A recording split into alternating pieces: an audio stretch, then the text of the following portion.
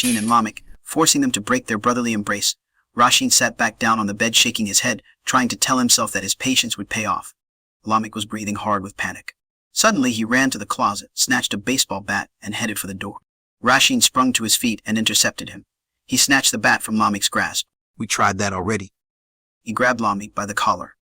Black Bob's too fucking big for us. He pulled his brother back towards the bed and made him sit down. How many times he gotta beat flames out of your dumb ass for you to realize we can't whip his ass head up? Rasheen sat listening to the screams while humming the new rap tune by Biggie Smalls. Lamik was squirming as he sat listening to his mom now screaming for help. We should call the cops on Black Bob's ass. Rasheen felt an electrifying jolt from Lamik's remark. He turned in slow motion, faced Lamik and stared at him. What the fuck did you say?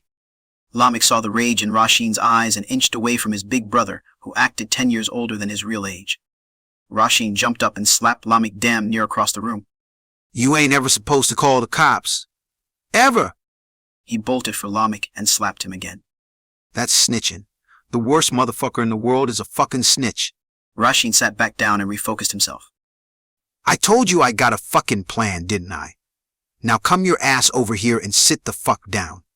Lamik reluctantly sat next to Rasheen, and a few seconds later they could hear the worst of Black Bob's ass whipping started to die down. They could still hear their mom weeping, moaning and groaning, so they knew she was still alive. After a moment, Rasheen put his arm around Lamik's shoulder and said, Sorry for wigging out on you like that, but you know better than talking about snitching on somebody. We don't get down like that. You my baby brother and you gotta be thorough. Let me show you something. With a smile, Rasheen lifted his shirt and pulled the huge 9mm from his waist. Rasheen's 17-year-old hand gripping the weapon made it look much larger than it really was. Lamik's eyes lit up with something much stronger than glee. An observer would have thought he had just laid eyes on the biggest toy store in the world. Is it real? He reached for the gun with awe gripping his entire being. Rasheen pulled the Browning 9mm out of his reach, took the clip out of the weapon and handed it to his baby brother. Rasheen's smile grew 2 inches larger as he watched Lamik dancing around the room, pointing and playing with the gun. After a moment, Rasheen said, Come on now, that's enough. Give me it. Lamik handed it back reluctantly.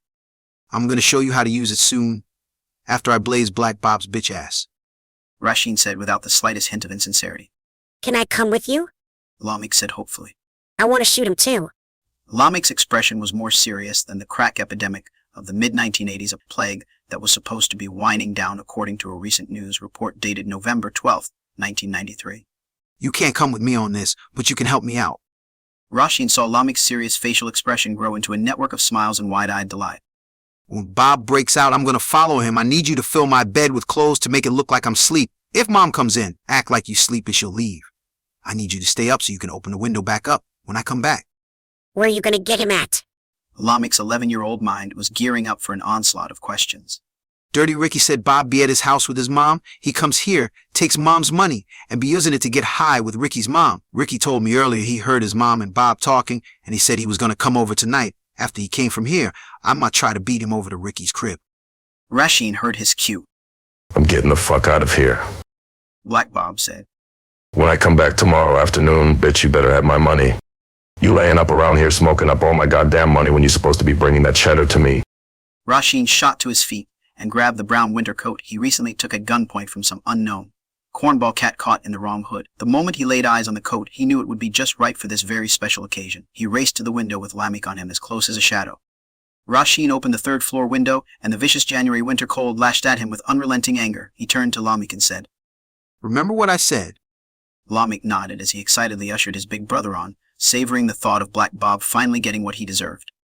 Rasheen raced down the fire escape of the old, decrepit tenement building on Jefferson Avenue near the corner of Lewis Avenue, the tip of the heart of do-or-die Bed-Stuy. He jumped from the last ladder step and landed wrong, hurting his heels.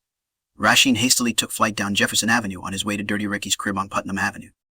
Black Bob exited the tenement building and headed in the direction Rasheen had just ran. He was completely oblivious of the small figure running in front of him with his baggy Guess blue